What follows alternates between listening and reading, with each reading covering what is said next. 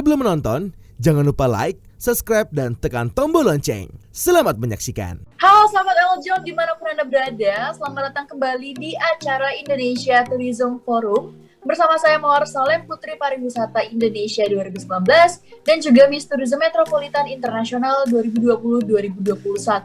Dan kali ini kita akan jalan-jalan lagi nih di episode kali ini. Seperti biasa, kali ini kita bakalan jalan-jalan ke daerah Jawa Barat, yaitu Bandung Selatan.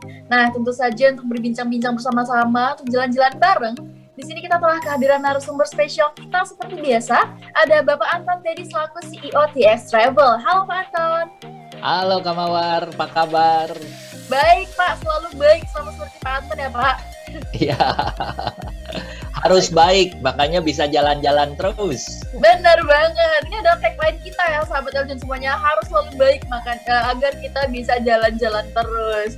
Nah, ini kita kemarin udah ngebahas dari banyak banget ya Pak, Borobudur, terus kita juga pernah ngebahas waktu itu Bromo, Tengger Semeru, dan kali ini kita akan masuk ke daerah yang dekat sama Jakarta, yaitu Jawa Barat, yaitu kita akan ngebahas lebih spesifiknya lagi tentang Bandung Selatan. Kita bakalan jalan-jalan ke Bandung Selatan. Ada apa aja sih di Bandung Selatan, kota yang terkenal dingin ini.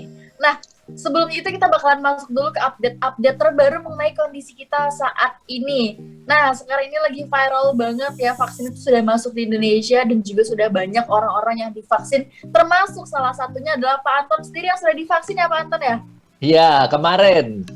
Wah nih kita congrats dulu dan berdoa ya semoga vaksinnya memang benar-benar berpengaruh dan bisa menjaga kita terhindar dari penyebaran virus COVID-19 ya Pak. Dan juga nih sahabat Eljon semuanya, jadi karena banyak orang, jadi trennya ini adalah sekarang yang berbahaya adalah karena orang-orang sudah divaksin, mereka merasa aman dan mereka merasa sudah terbebas dari COVID-19. Padahal sebenarnya walaupun kita sudah divaksin, kita tetap harus bisa menjaga kita harus bisa menjaga kesehatan kita, tidak boleh tetap keluar rumah dan tentunya tidak boleh melakukan kegiatan-kegiatan yang berbahaya ya. Nah, mungkin Pak Anton boleh sedikit menjelaskan nih Pak, karena kemarin sempat ada berita miring yang katanya sehabis vaksin malah semakin banyak orang yang takut divaksin gitu karena merasa bahwa vaksin itu tidak aman. Apalagi kemarin ada beberapa kasus yang orang-orang pada saat setelah divaksin ternyata memberikan efek samping yang sangat-sangat buruk, bahkan sempat ada yang kemarin sudah meninggal. Nah, mungkin Pak Anton yang sudah divaksin boleh sedikit menjelaskan nih Pak dan memberikan tanggapan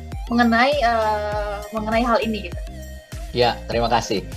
Jadi kemarin pada waktu divaksin, lalu diumumkan, Ibu Dokter mengumumkan biasa apa yang harus dilakukan, tidak ada yang istimewa.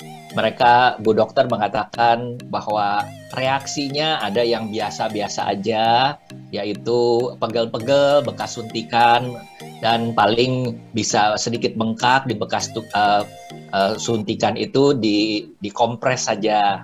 Lalu yang kedua bisa ada efek yaitu pengen tidur, kecapean, lalu juga ada efek yang mungkin saya dengarnya agak sedikit aneh, yaitu nafsu makannya tinggi katanya, jadi bisa makan terus gitu ya. Wah, saya bilang ini agak sedikit aneh gitu ya. Nah, lalu yang paling berat adalah bengkak-bengkak. Nah, kalau 1, 2, Bu Dokter mengatakan tidak perlu datang ke rumah sakit, tapi kalau bengkak-bengkak silakan menghubungi. Dan kalau ada pusing-pusing, itu juga minum paracetamol saja, obat panas gitu ya. Itu biasa, agak sedikit pegel-pegel persendian itu juga biasa, tidak perlu khawatir. Tapi kalau sudah bengkak, nah itu harus menghubungi ke rumah sakit. Nah, yang menarik adalah beliau mengatakan, tolong ya Bapak Ibu, biar vaksin yang pertama ini bisa lulus ke vaksin yang kedua. Vaksin kedua adalah 21 sampai 28 hari kemudian. Saya kebagian lagi adalah akhir bulan. Lalu beliau mengatakan, data yang sekarang ada bahwa yang sudah divaksin lalu ke rumah sakit lagi, ternyata adalah bukan karena efek daripada vaksin. Kebanyakan justru adalah karena tertular. Jadi memang agak sedikit aneh, akhirnya saya memberanikan diri untuk bertanya, Bu Dokter maksudnya apa? Dia bilang, kemungkinan sangat besar adalah karena merasa sudah divaksin, merasa sudah jadi Superman, superwoman, jalan-jalan kemana-mana. Nah, tertularlah. Dan beliau mengatakan, walaupun sudah nanti divaksin yang kedua, jangan tinggalkan yang 5M ini. Tetap bermasker, tetap menjaga kerumunan, tetap menghindari kerumunan, tidak kumpul-kumpul, dan itu tetap dijalankan sampai nanti ketemu satu komunitas yang semuanya sudah divaksin sehingga lambat laun adalah virusnya hilang. Sekarang ini menurut saya dengan adanya virus yang berkurang ya, data-data sudah menunjukkan berkurang, tetapi ini adalah bukan berarti aman.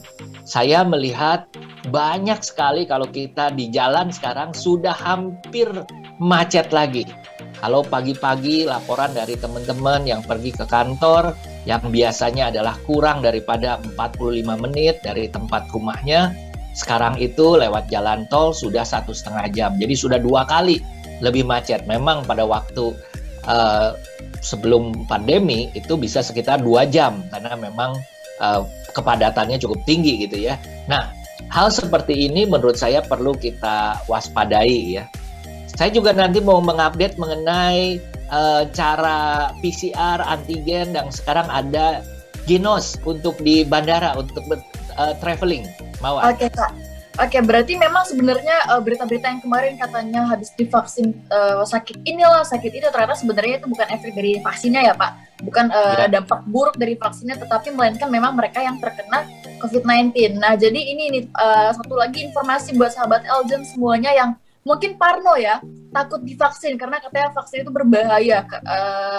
Sedangkan tujuan utama vaksin itu adalah untuk melindungi kita dari virus gitu. Jadi nggak ada vaksin yang berbahaya. Dan kemarin berita yang tersebar mengenai itu adalah sebenarnya mereka terkena penyebaran COVID-19. Mereka terkena virus COVID-19 ya, bukan dampak dari vaksin itu sendiri gitu. Nah, berarti untuk vaksinnya ada 2 kali tahap vaksin ya, Pak?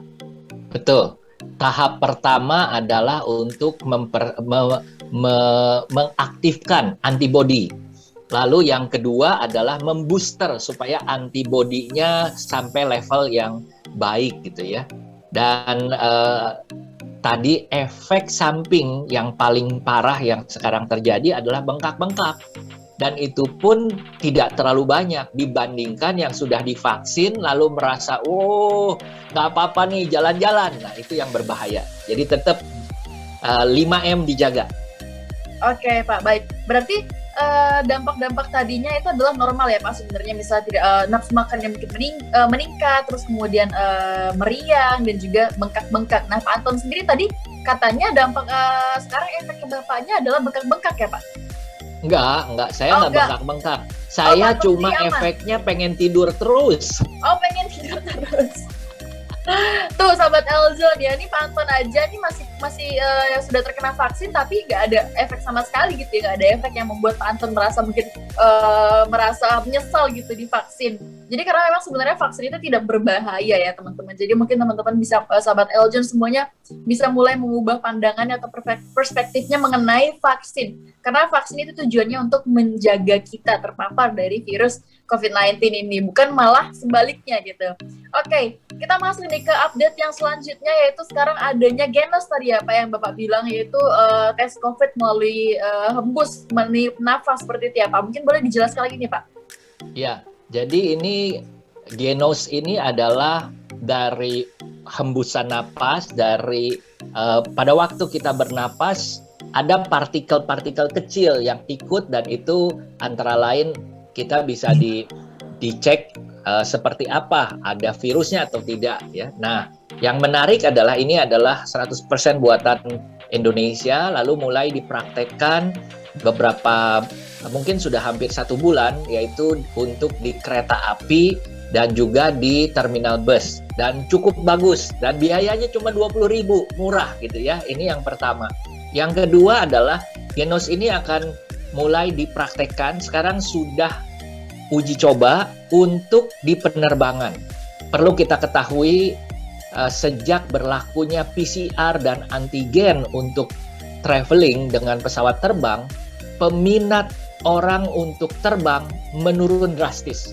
Bayangkan ke Bali, harga tiketnya 1,5 bolak-balik. Di PCR yang dulunya berlaku 14 hari, sekarang cuma berlaku 2 hari.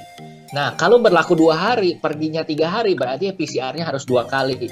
Kalau sekali PCR-nya 1 juta, berarti 2 juta. 2 juta tambah 1,5. Bayangkan, dari 1,5 menjadi 3,5. Ini langsung turun drastis. Mudah-mudahan dengan adanya Ginos ini, yang tadi mungkin akan diberikan secara gratis ya, karena murah 20.000. Bulan Maret ini, penerbangan maskapai penerbangan baik Lion maupun Batik Air, termasuk Garuda, melakukan yang untuk rute-rute tertentu, melakukan memberikan antigen, memberikan tes antigen swab di bandara secara gratis. Nah, ini yang menurut saya sangat-sangat bagus sekali, di mana ini akan memberikan efek menjadikan harga tiketnya murah ya. Nah, itu mudah-mudahan menurut saya bisa memberikan insentif. Kalau enggak, kesian sekali ya. Bali kesian, Labuan Bajo pada musim sekarang ini masih oke karena anginnya lagi tidak kondusif. Masih kita bisa mengerti, tapi yang namanya Bali sebagai tujuan wisata utama sangat-sangat kena dampaknya. Sehingga Pak Menteri, Pak Sandiaga Uno juga berkantor di Bali ya. Ya. Ada pembicaraan yang menarik antara beberapa Menteri Pariwisata, Menteri Kesehatan, ASEAN, antara lain adalah Singapura dan Malaysia. Beberapa hari yang lalu, mungkin 2-3 hari yang lalu, ada pembicaraan, ini baru wacana, yaitu siapa yang sudah divaksin, berdasarkan vaksin itu, berdasarkan surat, disebutnya adalah pasport vaksin ya. Jadi pasport vaksin ini sebenarnya di dunia sudah ada. Dulu itu namanya buku kuning ya. Saya pertama kali ke Amerika dulu harus disuntik malaria. Jadi buku kuningnya adalah vaksin malaria. Nah, setelah itu vaksin malaria tidak ada lagi. Sekarang akan ada lagi yang namanya vaksin COVID-19. Pemerintah Malaysia dan Singapura sedang punya wacana kalau tidak punya vaksin di karantina 14 hari. Tapi kalau punya vaksin, sudah divaksin, tidak perlu lagi di karantina. Wah, ini kabar gembira nih. Paling tidak nanti kita bisa mulai jalan-jalan lagi. Tapi kalaupun tidak bisa jalan-jalan ke luar negeri, menurut saya, mari kita fokus jalan-jalannya di dalam negeri dulu. Bener banget nih Pak. Dan juga nih ya Pak, Genos ini keakuratannya sama seperti PCR atau rapid ya Pak? Ya, menariknya adalah cukup akurat, cuma punya kelemahannya adalah katanya kalau perokok itu sebaiknya adalah 1 jam sebelumnya jangan merokok. Kedua adalah yang suka makan petai, sebaiknya tidak makan petai 1 hari sebelumnya. Dan makan yang seperti mungkin duren dan bau-bauan yang cukup, makanan yang menyengat cukup gitu ya, Pak? menyengat, betul. Karena sistemnya bisa error sedikit gitu ya. Jadi bukan timbulnya seperti virus 19, tapi ada virus yang lain di tag-nya gitu. Oke, baik. Nah, ini sahabat Elza, kita teman-teman semuanya kita doakan semoga Genos ini dengan harga yang lebih murah dan juga dengan cara yang lebih simple dan juga hasilnya mendapatkan hasilnya itu lebih cepat ya, Pak? Langsung betul, cuma 10 menit. 10 menit. Cuma 10 menit. Nah, semoga kita berharap Genos ini bisa dipakai nanti untuk kedepannya sehingga kita nggak harus bayar mahal-mahal lagi untuk PCR gitu ya. Kayak tadi yang Pak Anton bilang, harusnya kita ke Bali kita bayar cuma 1,5 juta karena PCR sekarang cuma 2 hari, sehingga kita harus PCR 2 kali, kita harus nambah 2 juta, jadinya 3.500.000 gitu ya. Benar-benar bukan 2 kali lipat, tapi ini sudah 3 kali lipat jadinya gitu ya. Nah, ini kita berharap semoga kedepannya kondisi kita bisa semakin membaik, semoga kita bisa jalan-jalan, dan sekali lagi adalah nggak usah jalan-jalan ke luar negeri dulu di kondisi seperti ini karena biaya mahal, ribet, dan lain-lain juga. Kita wisata di Indonesia aja, salah satunya yang bakal kita bahas di sini adalah Bandung Selatan di Jawa Barat ya Pak. Oke, nah langsung aja nih kita masuk ke Bandung Selatan. Ada apa sih Pak di Bandung Selatan? Daya tariknya itu apa nih? Ya, jadi saya tertarik untuk membahas Bandung Selatan Bandung Selatan ini disebut juga Ciwidey ya. Ciwidey ini kalau kita naik jalan tol dari Jakarta, turunnya adalah exit Soreang. Dan Soreang ini adalah ibu kota daripada Kabupaten Bandung. Yang menarik daripada Bandung Selatan, ada gunungnya, ada danaunya, ada perkebunan tehnya. Dan yang saya paling seneng kalau Ciwidey ini adalah petik stroberi ya. Jadi kalau lagi saya nggak tahu kenapa seringkali tiap kali ke sana itu musim stroberinya itu selalu dalam tanda petik kok selalu musim gitu ya. Padahal kalau saya ke Jepang, petik stroberi juga ada di Jepang dan musim stroberi ada dan itu selalu pada waktu musim dingin. Misalnya musim Maret, April gitu ya. Tapi kalau ke Soreang, Ciwidey, petik stroberinya hampir setiap bulan kok ada terus gitu ya. Walaupun stroberinya dibandingkan dengan stroberi di tempat dingin di luar negeri, stroberi Ciwidey ini agak sedikit kecil ya, agak sedikit kecil. Bukan berarti kecil sekali, tapi agak sedikit kecil. Nah, selain itu yang sangat menarik menurut saya adalah udaranya. Udaranya, saya pernah ke sana itu satu kali yang merasa dingin sekali adalah 7 Celcius pada waktu musim panas. Jadi kalau pada waktu musim panas, justru udara itu menjadi dingin pagi. Tetapi pada waktu musim hujan seperti sekarang, panas buminya itu keluar sehingga tidak terlalu dingin. Mungkin sekitar 12, sekitar 14 derajat gitu ya. Jadi tapi jangan khawatir, yang namanya 7 derajat itu mungkin sekitar jam 4, jam 5, setelah jam 6 mulai berangsur-angsur menjadi lebih tinggi lagi cuacanya, menjadi lebih hangat lagi. Kalau siang oke. Nah, yang Kak Mawar punya pengalaman bagaimana ke sana? Iya Pak, jadi kita datang pada saat itu bulan Desember ya. Kayaknya bulan Desember juga memang musim-musim hujan ya Pak, musim dingin di semua daerah gitu ya, Desember. Terus kemudian benar yang Bapak bilang bahwa kita datang itu juga stroberi di mana-mana.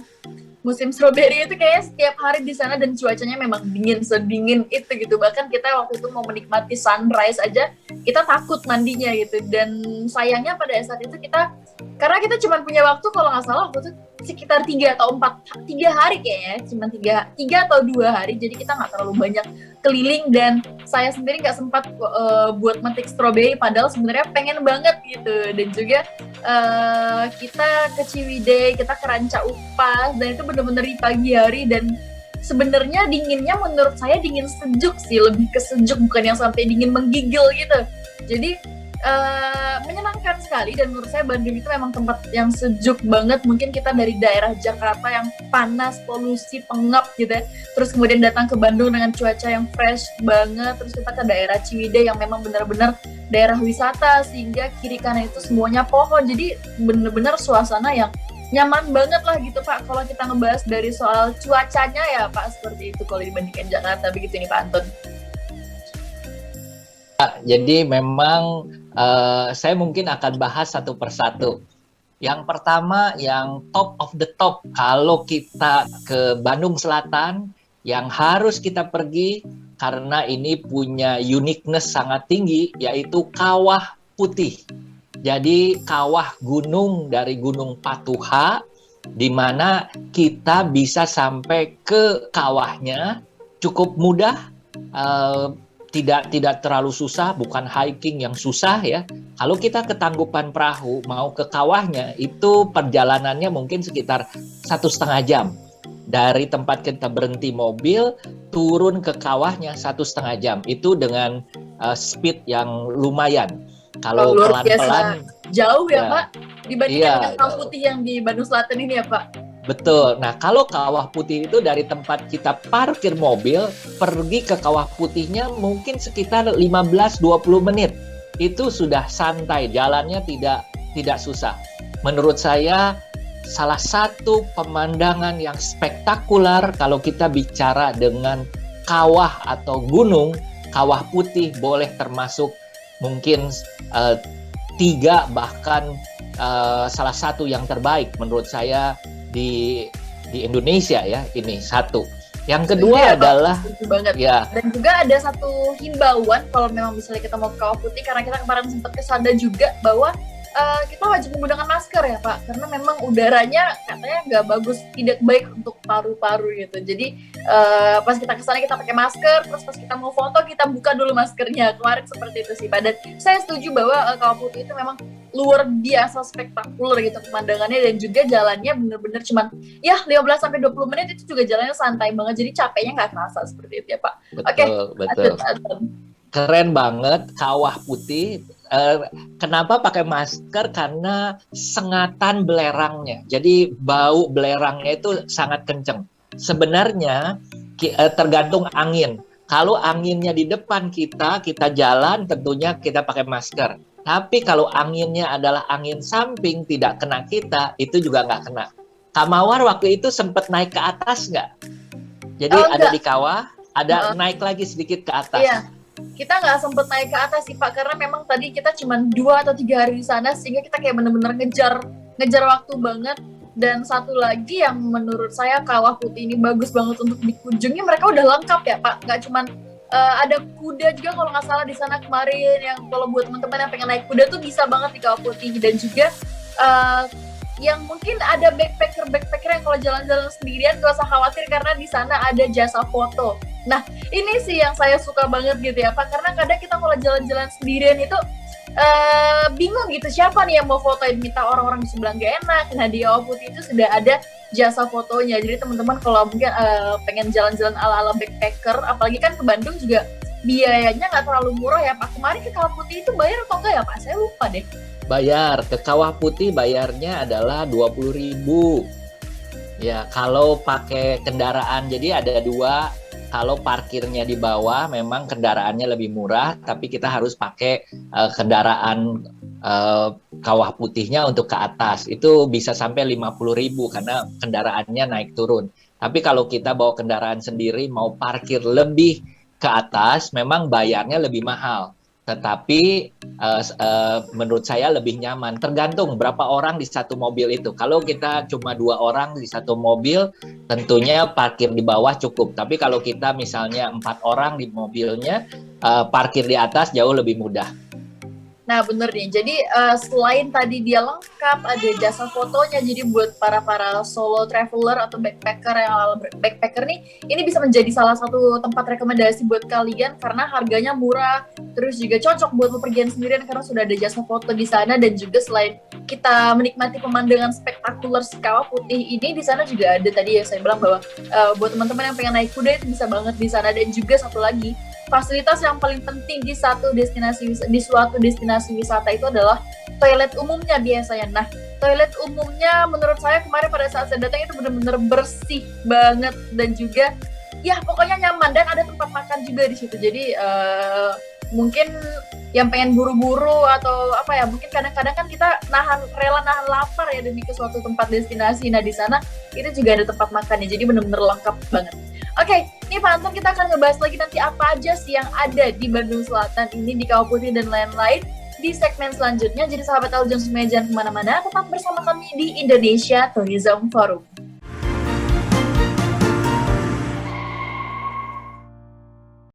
Hai Sobat Eljon, sudah selesai nontonnya?